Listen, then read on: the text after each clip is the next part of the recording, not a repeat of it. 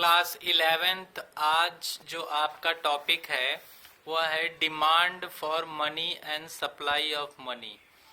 Demand for money, demand for money क्या होता है इसके बारे में चलिए पढ़ते हैं, जानते हैं। Demand for money tell us what makes people desire a certain amount of money.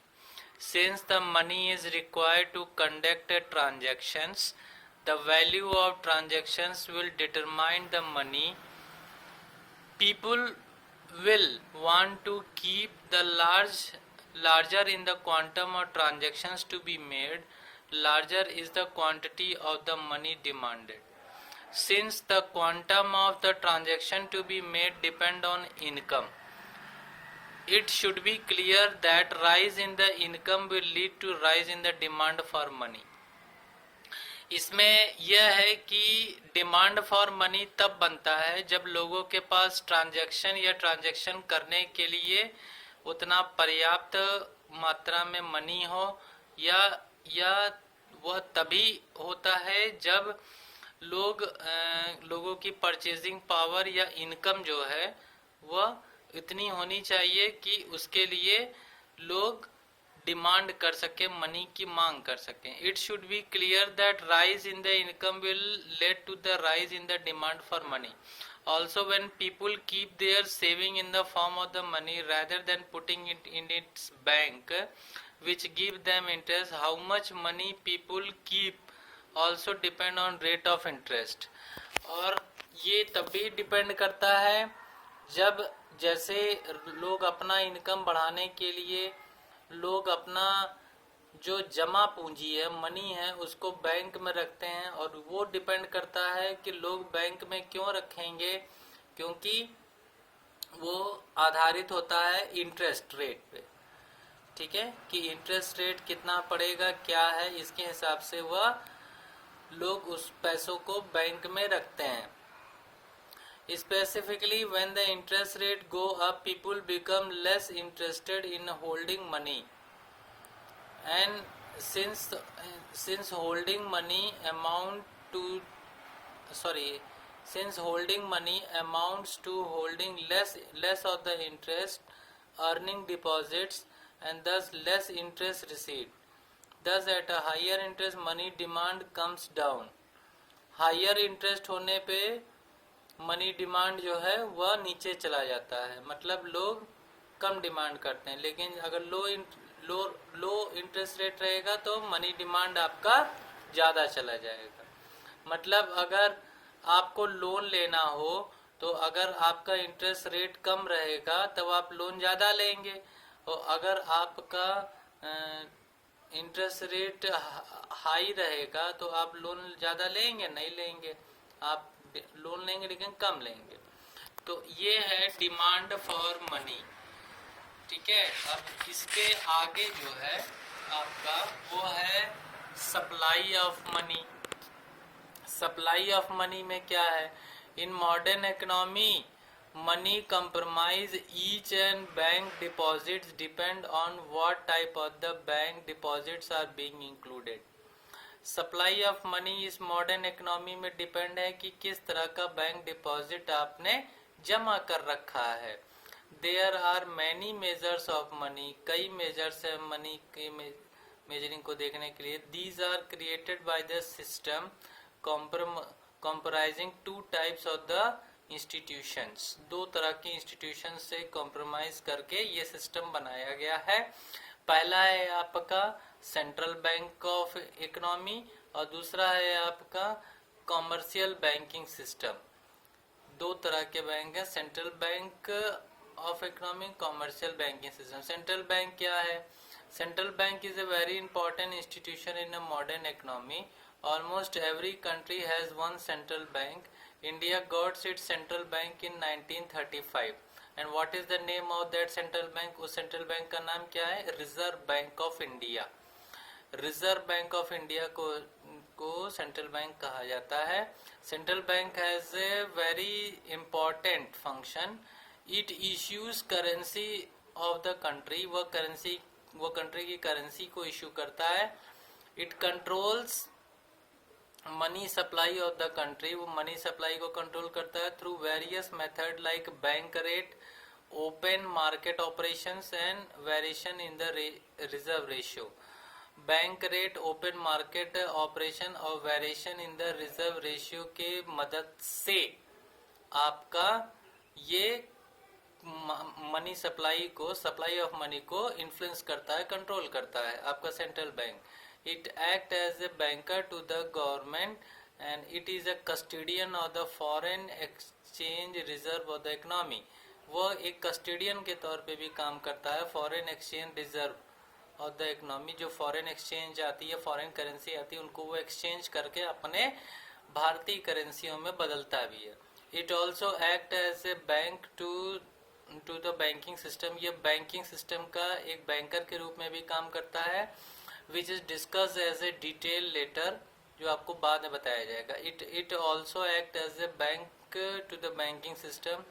वो बैंकिंग सिस्टम का बैंक भी कहलाता है। We need to focus on the function of from point view of the money supply. अगर money supply के function point of view से अगर हम लोग इस पर दृष्टि डालें तो इनका क्या काम है? The currency issued by the central bank can be held by the public और the commercial bank is a high powered money और reserve bank on monetary basis as it is a basis of the credit creation. तो जो currency जो public के द्वारा hold किया गया है या जो कमर्शियल बैंक के द्वारा होल्ड किया गया है, ठीक है, और जो वो हाई पावर्ड मनी कहलाता है, वो रिजर्व मनी कहलाता है, वही मॉनेटरी बेसिस है, वही क्रेडिट क्रिएशन का जरिया बनता है, क्योंकि वो functions of issuing currency, basically जो आपकी करेंसी इशू करने का फंक्शन है वो आपका कहाँ से आता है? वो आपका इसी रिजर्व बैंक ऑफ इंडिया से ही होता है, मतलब सेंट्रल बैंक से आपका, ठीक है। तो मेन जो इनका मुख्य भूमिका है वो यही है कि आपका मनी सप्लाई को कंट्रोल करना, फॉरेन करेंसी के रूप में, कस्टोडियन के रूप में स्थापित करना अपने आप को, और इकोनॉमी के मुख्य बैंक की भूमिका अदा करते हुए इसी मनी सप्लाई को पूरी तरह से मॉनेटरी बेस और control base, credit creation base रखना। तो ये इसकी मेन भूमिका है आपकी सेंट्रल बैंक की सप्लाई ऑफ द मनी में। फिर है दूसरा आपका कमर्शियल बैंक। कमर्शियल बैंक क्या है? कमर्शियल बैंक बेटा वो सारे बैंक हैं जो हम लोग के आसपास जितने भी बैंक हैं, वो सारे बैंक जो हैं, वो सारे बैंक हैं जो हम लोग के आसपास अगल बगल जो भी बैंक आप देखते हैं वो सारे कमर्शियल बैंक हैं। Commercial bank are the other type of institutions which are the part of money creation system of the economy.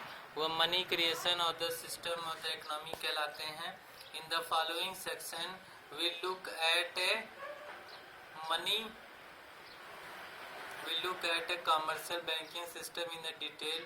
They accept deposit from the public, वो पब्लिक से डिपॉजिट एक्सेप्ट करते हैं, and lend out the part of this fund to those who want to borrow, और जिनको ज़रूरत होती है उनको वह देते हैं उधारी के तौर पे। The interest rate paid by the bank to the depositor is lower and the rate charged from the borrower is a difference. दोनों रेटों में अंतर होता है। जो बैंक पेड करता है डिपॉजिटर को वो लोअर रहता है, लेकिन जो बोरोवर के द्वारा चार्ज किया जाता है वह ज़्यादा ही रहता है, ठीक है। तो ये इनका पूरा कारभार है कॉमर्शियल बैंक का।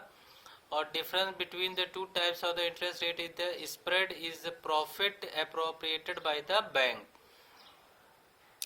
जो डिफरेंस जो दोनों रहता है उसमें जो प्रॉफिट आता है वही इन कॉमर्शियल बैंकों के द्वारा अप्रोप्रिएट किया जाता है।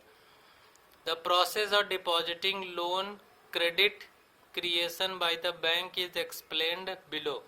इन order to understand this process let us discuss. One there is a goldsmith name Lala in a village.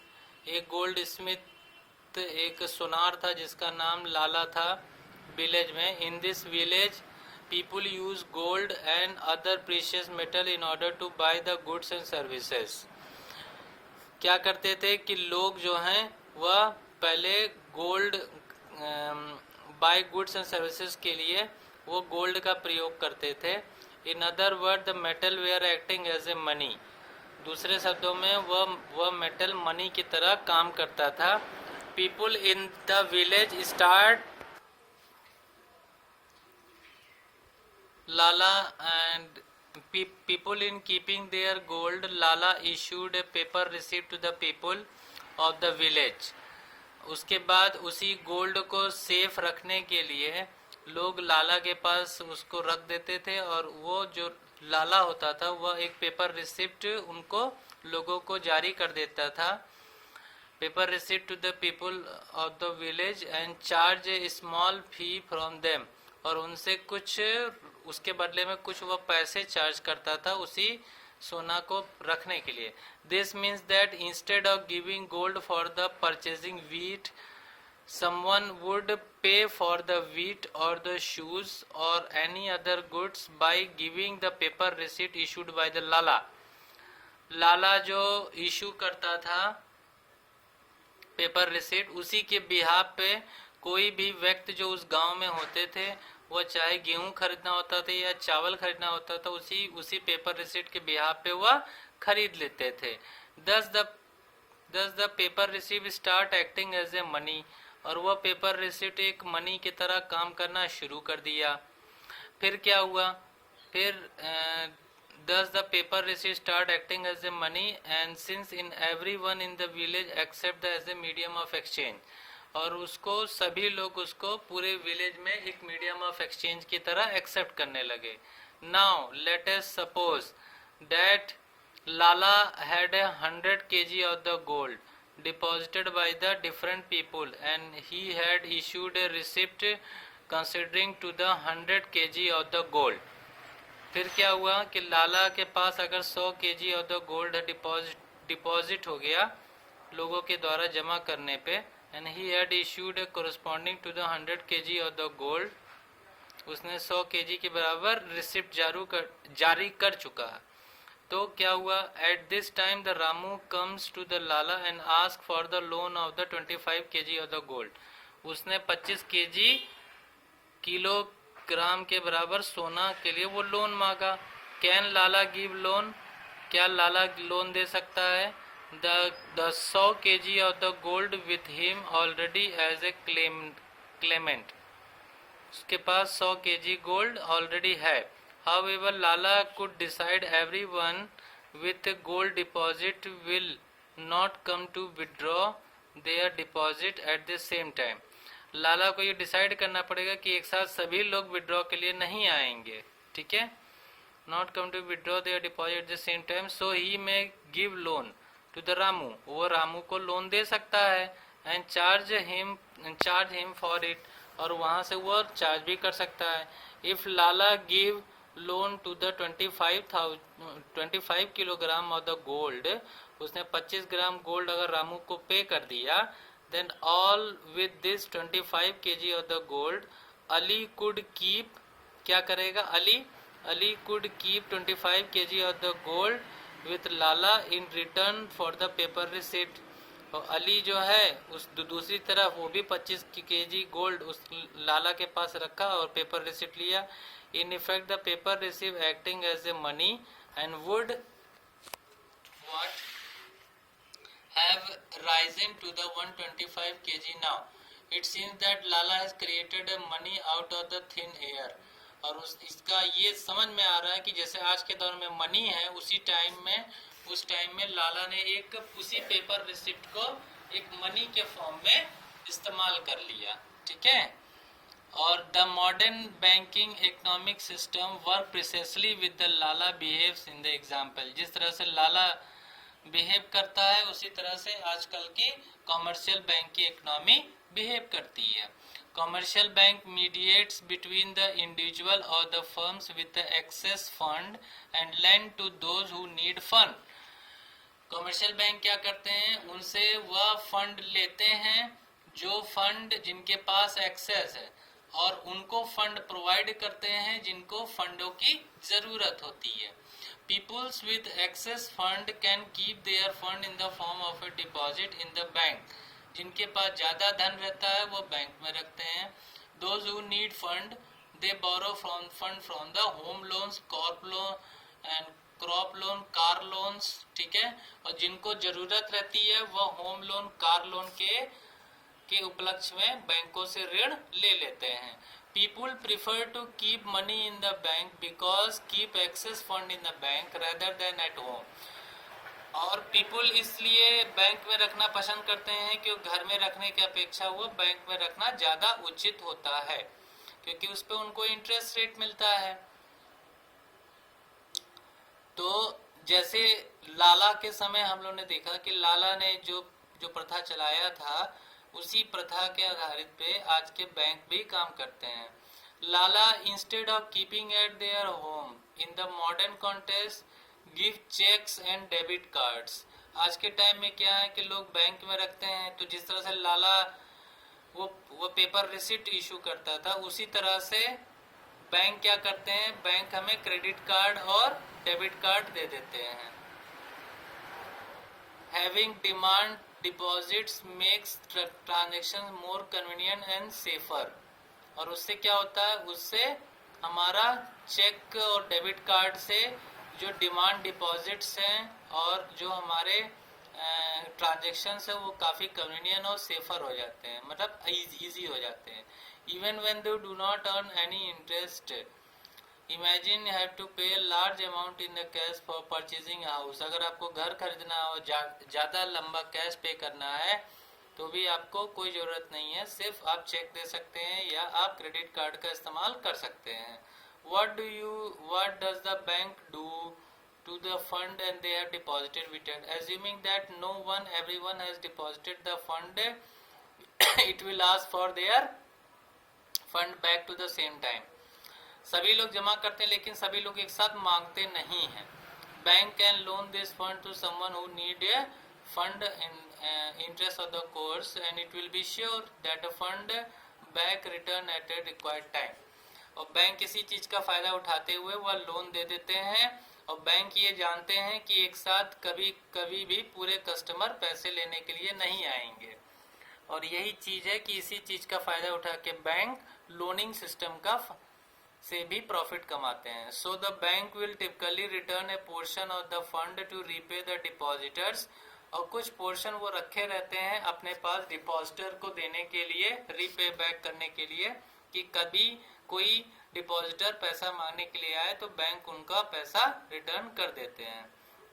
Whenever they demand their fund back, the loan the rest, and since the bank earn interest from the loan they make, और bank उसी से interest भी कमाते हैं loan से. Any bank would like to lend maximum possible, however being able to repay depositor on time is a crucial to the bank survival.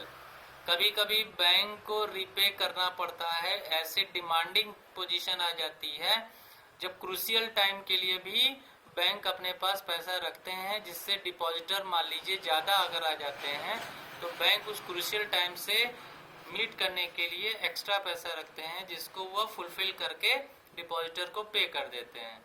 Depositor would keep their fund in the bank only if they are fully confident of getting back on the money. Depositor तभी bank में रखते हैं जब उनका पूरा confident रहता है कि उनका पैसा वापस मिल जाएगा बैंक से. Bank must therefore balance in lending activity. Bank अपने लेंडिंग एक्टिविटी में बैलेंस मनी रखते हैं. So ensure that the sufficient fund are available to repay any depositor on demand. और डिमांड पे कभी भी वह पे करने के लिए कैपेबल रहे. ठीक है, तो ये आपका पूरा बैंकिंग सिस्टम है कमर्शियल बैंक का. अब आपको भली भांति पता चल गया होगा किस तरह से बैंक काम करते हैं और किस तरह से आपका सेंट्रल बैंक काम करता है, क्या उसकी है और क्या सप्लाई ऑफ मनी है. ठीक है, और डिमांड ऑफ मनी कब होता है, ये पूरा आपका इसको पढ़ लीजिएगा.